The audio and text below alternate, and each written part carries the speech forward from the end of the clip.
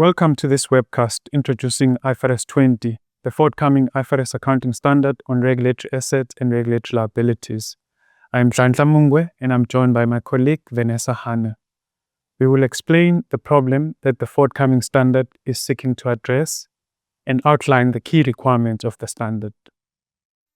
IFRS 20 is expected to be issued in the second quarter of 2026 and will be effective for annual reporting periods beginning on or after the 1st of January 2029 with early application permitted.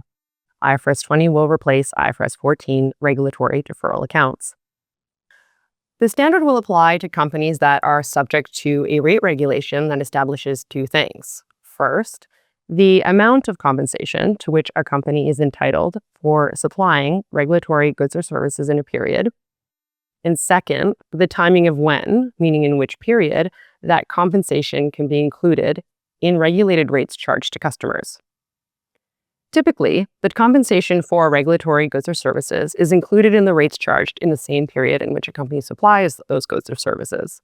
So this means that revenue recognized in a period applying IFRS 15 reflects the compensation to which the company is entitled to for the supply of goods or services in that period. However, in some cases, the compensation for regulatory goods or services supplied in one period is included in regulated rates charged in a different period, either a past period or a future period. IFRS 20 refers to this as differences in timing.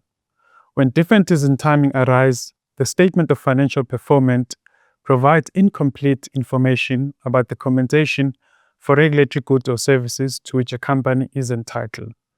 This is because the amount of revenue the company recognizes applying IFRS 15 either does not include all the compensation the company is entitled to for regulatory goods or services supplied during the period, or it includes compensation relating to regulatory goods or services supplied in a different period. The example on this slide illustrates the problem. Let's assume the regulatory agreement gives company A the right to recover its input cost. Let's also assume the rate company A charges for regulatory goods or services supplied in year 1 is based on estimated input cost of 100.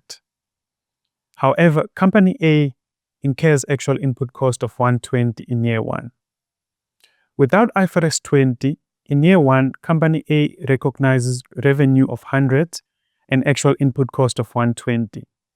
The regulatory agreement gives company A the right to add the under-recovered input cost of 20 to the regulated rates to be charged to customers in year 2.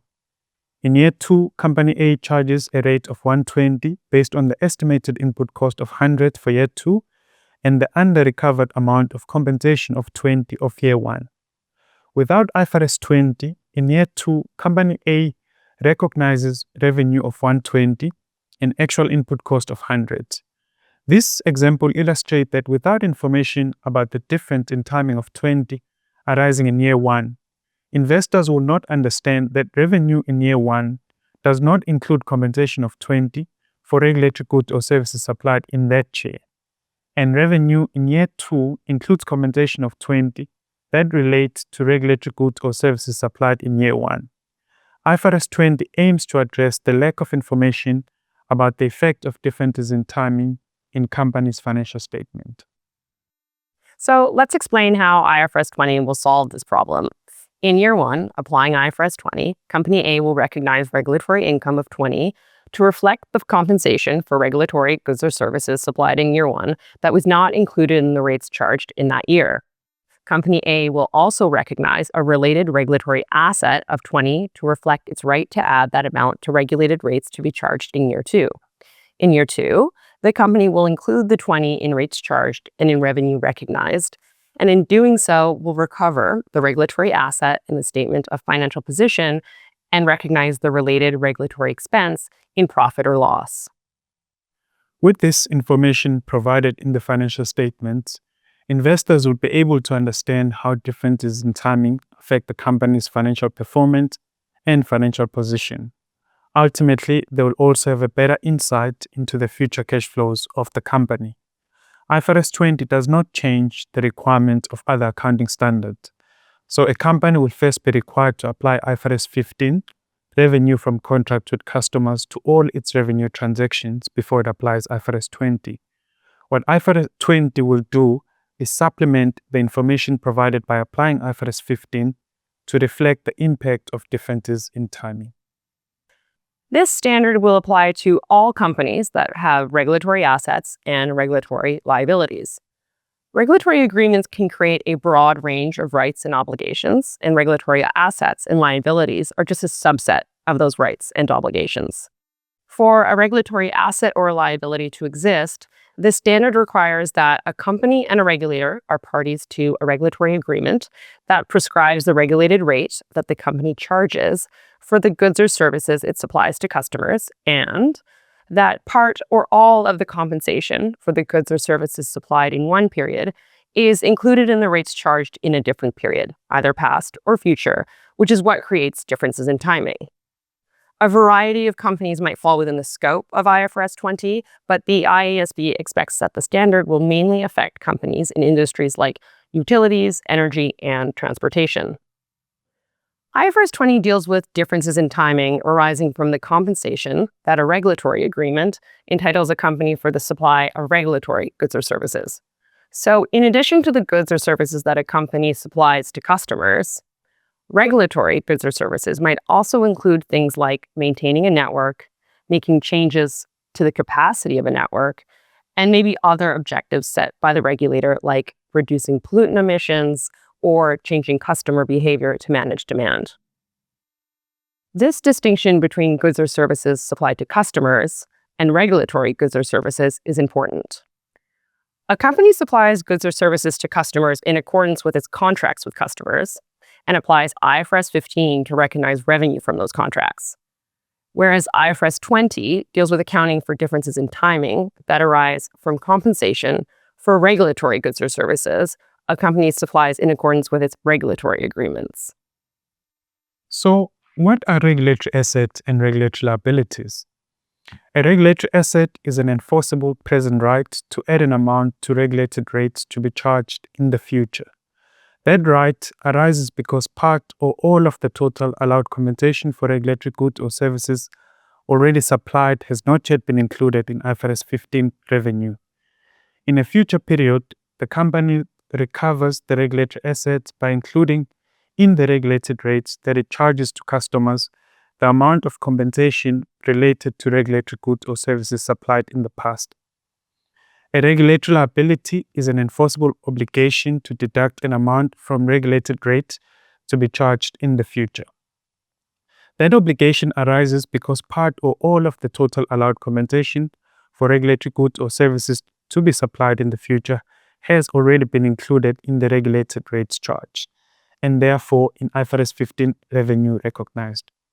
In a future period, the company fulfills the regulatory liability by supplying the regulatory goods or services and charging a lower amount for them because the compensation has already been included in regulated rate.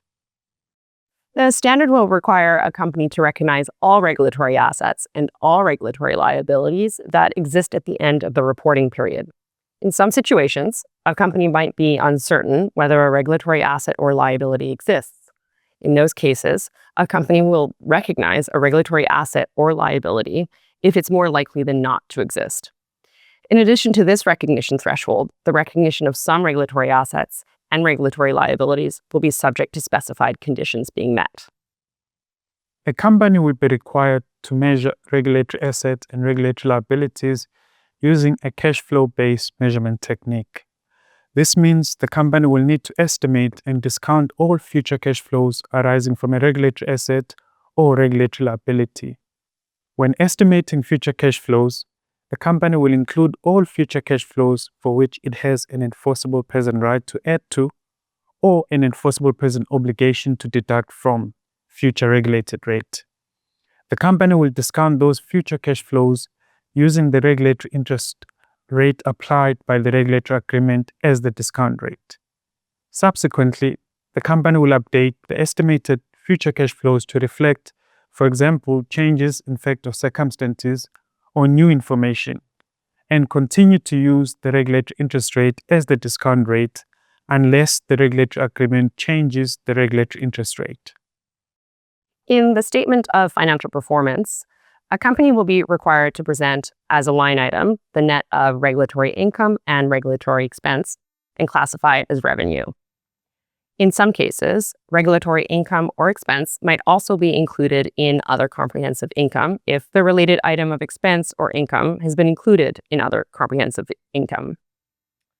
In the statement of financial position, a company will be required to present regulatory assets and regulatory liabilities as line items, classified as current and non-current, in accordance with IFRS 18, presentation and disclosure in financial statements.